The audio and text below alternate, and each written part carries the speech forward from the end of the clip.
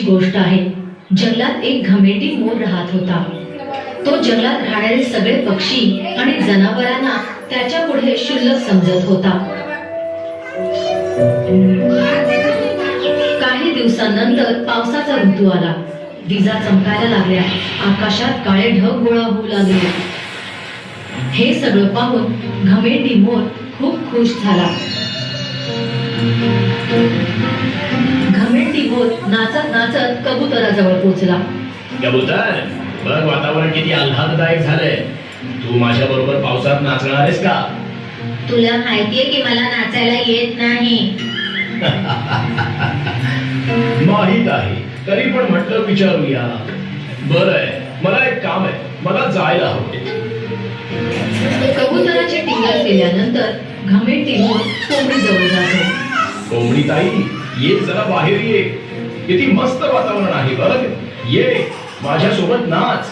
मला माहितीये की तू हे मुद्दामूनच विचारतो आहेस, म्हणजे तुला तुझ्या चांगल्या नाचण्याचा देखावा करता येईल, दुसऱ्यांची मस्करी करता येईल.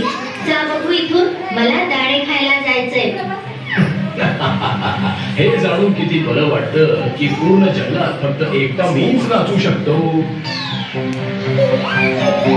थोडं दूर गेल्यावर मोर एका हंसाला बघतो आणि त्याच्या डोक्यात पुन्हा खोडकर विचार येतो. तू जा आणि नाच.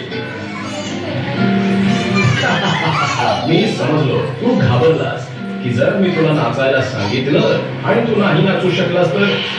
मोराचं बोलणं ऐकून हंसाला राग येतो आणि तो मोराला त्याच्याप्रमाणे उडण्याचं चॅलेंज देतो.